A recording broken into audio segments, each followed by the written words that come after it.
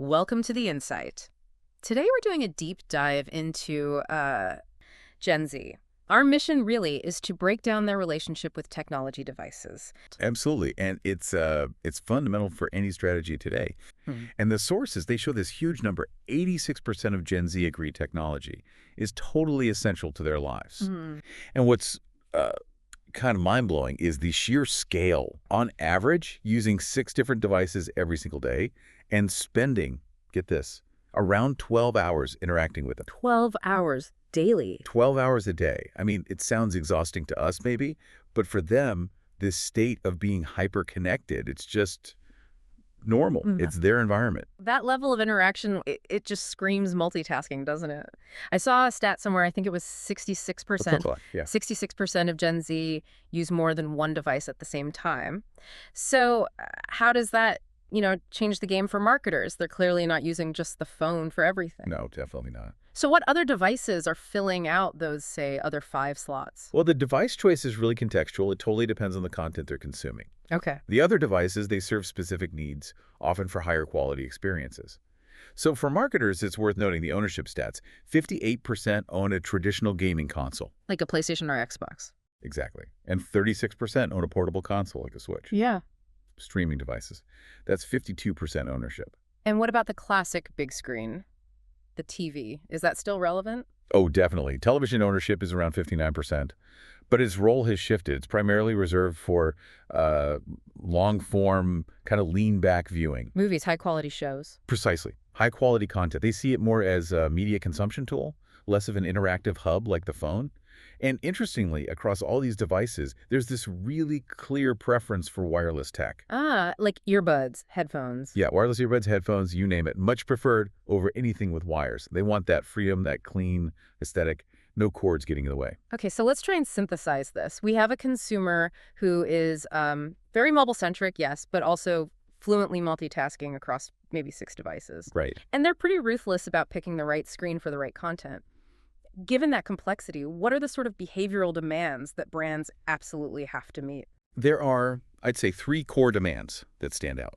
First, they have almost zero tolerance for a bad user experience. Speed and ease are expected. Expected, not just desired. Exactly. 60%, that's a huge number, will just ditch a website or an app if it's slow or chunky to navigate. They just won't waste time on it. Okay, no friction. What's second? Second is the demand for personalization. And this is interesting. 69% are actually comfortable with companies using their data if it means getting customized recommendations and relevant offers. So they'll trade data for value. If the value exchange is clear, yes, they expect you to know them in a way. Which leads kind of neatly into the third demand, right? That focus on social good or values. How does that fit with the tech side? That's the really critical intersection, I think. The third driver is value alignment. Almost half, 49%, say they prefer buying from businesses that have a positive social or environmental impact. Right. So you combine that demand for seamless speed and personalization with this deep need for authenticity and values. It means brands just can't afford to pollute their digital experience with irrelevant or poorly targeted messages. It damages trust. So if they hate slow apps, demand personalization, and value alignment, how do brands actually reach them effectively without being intrusive, especially on that very personal phone experience they've curated? That's the challenge. The communication channel itself needs to be curated, almost distraction-free. The goal shouldn't just be digital noise. For tech brands, and really any brand, the smart play is finding ways digital precision can meet the physical world. Think about inserting relevant brand messages into their actual daily routines, but offline. You mean like Using strategically placed digital screens or other points of contact in high-traffic, real-world locations. Think transit hubs, campuses, retail areas. It blends the context of their physical journey with a targeted message, but without interrupting their core phone flow. That makes sense.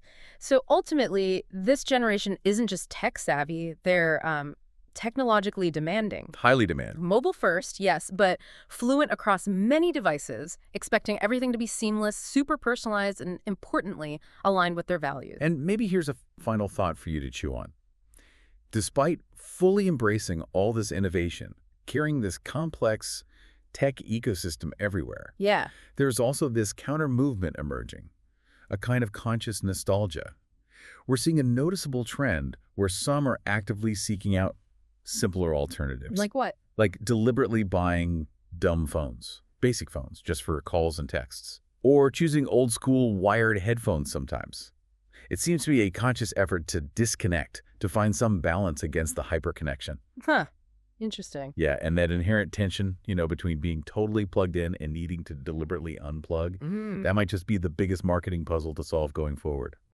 We really appreciate you listening. Hope it gave you some valuable insights. Goodbye for now. Thanks, everyone. Goodbye.